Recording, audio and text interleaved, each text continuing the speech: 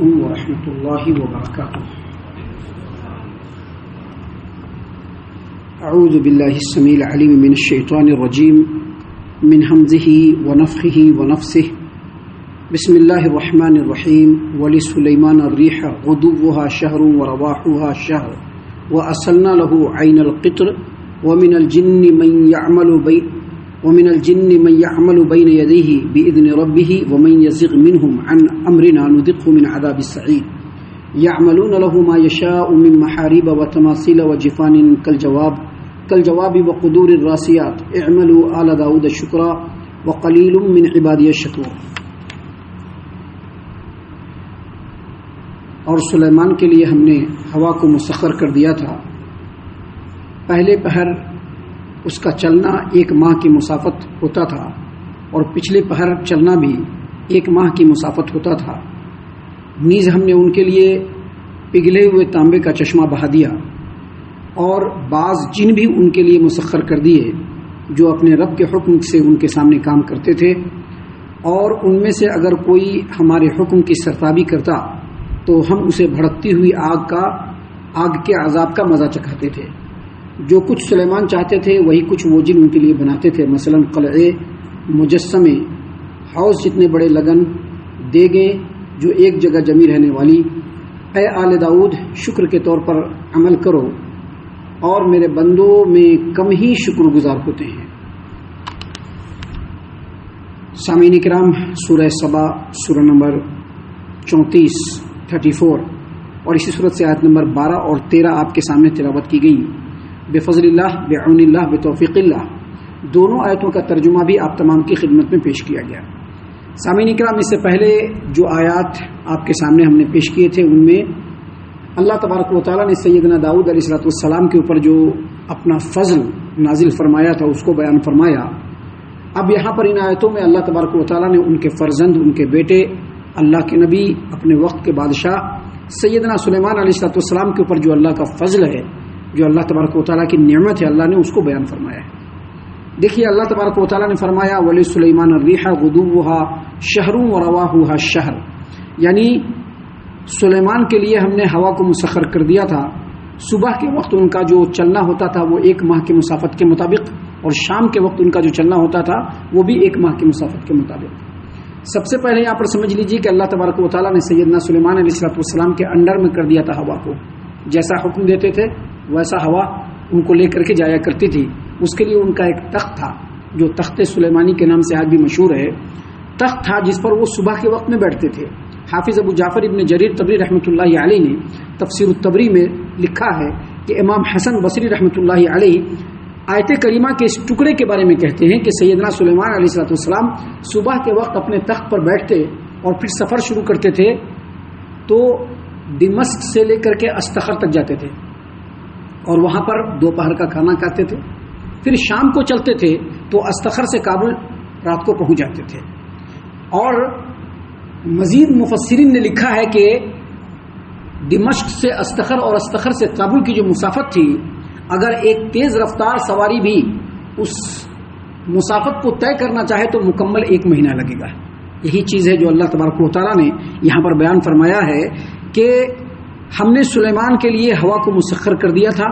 پہلے پہر ان کا چلنا 1 ماہ کی مسافت کے مطابق ہوتا تھا اور پچھلے پہر چلنا بھی 1 ماہ کی مسافت کے مطابق ہوتا تھا۔ اور مزید اللہ نے فرمایا ان کے اوپر جو سلیمان علیہ السلام کے اوپر جو اللہ نے فضل نازل کیا، کہا کہ اور ہم نے وَأَسَلْنَا لَهُ عَيْنَ الْقِطْرِ، اور ہم نے ان کے لیے پگھلے ہوئے تانبے کا چشمہ بنا دیا تھا۔ پگھلے ہوئے تانبے کا چشمہ، مفسرین نے اس آیت کریمہ کے اس ٹکڑے کی تفسیر میں لکھا ہے کہ آج جو بھی لوگ تانبا یوز کر رہے ہیں وہ سب سلیمان علیہ السلام کے زمانے سے ہی نکلا ہوا ہے۔ سامعین کرام، اللہ تبارک و تعالیٰ کا یہ فرمانا کہ ہم نے ان کے لیے پگھلے ہوئے تانبے کا چشمہ بہا دیا تھا، اس کی 2 توجیہیں، 2 تفسیریں بیان کی گئی ہیں۔ پہلی تفسیر یہ بیان کی گئی ہے کہ سیدنا سلیمان علیہ السلام کے زمانے میں پہاڑ سے اللہ تبارک و تعالیٰ نے تانبے کا چشمہ بہا دیا تھا یمن کے اندر۔ اور دوسری توجیہ یہ بیان کی ہے مفسرین نے کہ جس طرح سے اللہ تبارک و تعالیٰ نے ان کے والد سیدنا داؤد علیہ السلام کے ہاتھ میں وہ ہنر دیا تھا، وہ معجزہ دیا تھا کہ وہ لوہے کو پگھلا دیا کرتے تھے، ویسے ہی اللہ تبارک و تعالیٰ نے ان کے بیٹے، ان کے فرزند سیدنا سلیمان علیہ السلام کے ہاتھ میں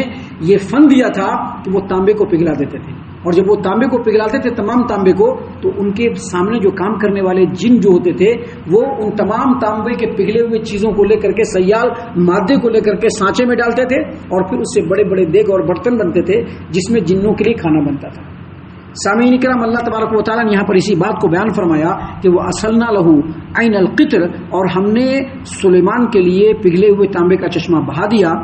ومن الجن، اور بعض جنوں کو بھی ان کے اندر میں کر دیا گیا۔ یہاں پر ومن الجن کا لفظ ہے، جبکہ قرآن کریم کے سورۃ الانبیاء کے آیت نمبر 82 میں شیاطین کا لفظ ہے۔ یہاں پر جن ہے، وہاں پر شیاطین، دونوں ایک ہی ہے۔ جن جو ہے وہ اس میں جن سے آتا ہے، اور شیاطین یا شیطان کا مطلب ہوتا ہے وہ جن جو انتہائی شرکش ہو، متکبر ہو، قابو میں آنے والی نہیں ہو۔ اور بعض انسانوں کے اوپر بھی شیطان کا اطلاق ہوتا ہے۔ آپ نے قرآن کریم پڑھا ہوگا، اللہ تبارک و تعالیٰ نے سورہ ناس کے اندر اس بات کی وضاحت فرمائی ہے، وَمِنَ الْجِنَّةِ وَالنَّاسِ، اللہ تبارک و تعالیٰ ان شیطانوں سے پناہ دے جو جناتوں میں سے ہو یا انسانوں میں سے ہو۔ تو شیاطین جو ہے وہ انسانوں میں سے بھی ہو سکتے ہیں۔ تو سامعین کرام، یہاں پر اللہ تبارک و تعالیٰ کا یہ فرمانا کہ وَمِنَ الْجِنِّ مَن يَعْمَلُ مِن بَيْنِ يَدَيْهِ بِإِذْنِ رَبِّهِ وَمَن يَزِغْ مِنْهُمْ عَنْ أَمْرِنَا نُذِقْهُ مِنْ عَذَابِ السَّعِيرِ، اور بعض جن بھی اس کے مسخر کر دیے گئے تھے جو اپنے رب کے حکم سے سلیمان کے سامنے کام کرتے تھے، اور ان میں سے کوئی اگر ہمارے حکم کی نافرمانی کرتا تو ہم اسے بھڑکتی ہوئی آگ کے عذاب کا مزہ چکھاتے تھے۔ اس کے بارے میں کہا گیا ہے کہ جو جن ہوتے تھے، جو شرکش جن، اس کو اللہ تبارک و تعالیٰ نے ایسا کر دیا تھا کہ وہ سلیمان علیہ السلام کے اندر میں رہتے تھے، بالکل معمولی مزدوروں، قلیوں کی طرح سے، گھر بنانے والوں کی طرح سے، خدمت گاروں کی طرح سے سلیمان علیہ السلام کے حکم پر ادھر ادھر پھرتے تھے، اور ان کے حکم پر بہت کچھ بناتے تھے، جس کا ذکر ابھی اللہ تبارک و تعالیٰ نے اگلی آیت میں بیان فرمایا ہے۔ یہاں پر جو جن سیدنا سلیمان علیہ السلام کے انڈر میں تھے، اس کی وجہ یہ تھی کہ اللہ تبارک و تعالیٰ نے ان جنوں کو سلیمان علیہ السلام کے تابع کر دیا تھا۔ ان کے اوپر یہ ضروری تھا کہ وہ سلیمان علیہ السلام کے حکم کو مانیں، اور اگر کوئی جن سلیمان علیہ السلام کے حکم کو ماننے سے ادھر ادھر کرتا تھا تو اس کو بھڑکتی ہوئی آگ میں پھینک دیا جاتا تھا۔ بعض لوگ یہ بھی کہتے ہیں کہ جنوں کے اوپر اللہ تبارک و تعالیٰ نے فرشتوں کو آگ کا ہنٹر لے کر کے کھڑا کیا تھا، آگ کا کوڑا، اور اگر کوئی بھی سلیمان علیہ السلام کی بات کو ماننے سے ادھر ادھر کرتا تو اسی کوڑے سے فرشتے کو آگ کا ہنٹر دے کر کے، آگ کا کوڑا دے کر کے جنوں پر معمور کر دیا گیا تھا۔ اور اگر کوئی بھی سلیمان علیہ السلام کے حکم سے ادھر ادھر پھرنے کی کوشش کرتا تو آگ کے کوڑے سے فرشتے ان جنوں کو مارتے تھے اور آگ کے عذاب کا مزہ چکھاتے تھے۔ اسی چیز کو اللہ تبارک و تعالیٰ نے یہاں پر کہا کہ وَمِنَ الْجِنِّ مَن يَعْمَلُ بَيْنَ يَدَيْهِ بِإِذْنِ رَبِّهِ، اور بعض جن بھی سلیمان کے مسخر کر دیے تھے جو اپنے رب کے حکم سے ان کے سامنے کام کرتے تھے۔ اور وَمَن يَزِغْ مِنْهُمْ عَنْ أَمْرِنَا نُذِقْهُ مِنْ عَذَابِ السَّعِيرِ، اور ان میں سے کوئی بھی ٹیڑھاپن اختیار کرتا، یعنی ہمارے حکم سے نافرمانی کرتا تو ہم اسے بھڑکتی ہوئی آگ کے عذاب کا مزہ چکھاتے تھے۔ آگے اللہ تبارک و تعالیٰ نے فرمایا ہے کہ يَعْمَلُونَ لَهُ مَا يَشَاءُ مِن مَحَارِبَ وَتَمَاثِيلَ وَجِفَانٍ كَالْجَوَابِ وَقُدُورِ الرَّاسِيَاتِ، اور جو کچھ سلیمان چاہتے تھے، جو حکم دیتے تھے وہی وہ لوگ بناتے تھے۔ کیا کیا بناتے تھے؟ دیکھیے اللہ نے فرمایا من محارب، بڑے بڑے قلعے بناتے تھے، بڑے بڑے محل۔ سلیمان علیہ السلام بولتے یہاں پر محل بنانا ہے، محل بناتے تھے، یہاں پر یہ بلڈنگ بنانا ہے، بلڈنگ بناتے تھے، بالکل مزدوروں کی طرح سے۔ وتماثیل، اور مجسمے بھی بناتے تھے، اسٹیچو جو بنتا ہے آج کل، اسٹیچو مجسمے بھی بناتے تھے۔ اور مزید کہا وہ جفان کل جواب، اور حوض جتنا بڑا ٹب، ابھی باتھ ٹب بناتے ہیں نا لوگ آج کل،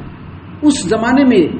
جنوں کے ذریعے سے سلیمان علیہ السلام نے حوض کے برابر کا ٹب بنواتے تھے تاکہ اس سے غسل کیا جائے یا پانی کو اسٹاک کر کے رکھا جائے۔ اور مزید کہا وہ قدور الراسیات، اور بڑے بڑے دیگ بناتے تھے، اتنے بڑے دیگ بنتے تھے کہ اس کو کوئی اٹھا نہیں سکتا تھا، اس کو ایک جگہ پر فکس کر دیا جاتا تھا، اور فکس کر دینے کے بعد اس میں جو سلیمان علیہ السلام کے انڈر میں رہنے والے جو بھی تھے سب کے لیے کھانا وغیرہ اسی میں بنتا تھا۔ سامعین کرام، اللہ تبارک و تعالیٰ نے ان باتوں کو بیان کرنے کے بعد کہا اعملوا آل داؤد الشکرا، اے داؤد کی اولاد شکر کے طور پر عمل کرو۔ شکر کے طور پر عمل کرو مطلب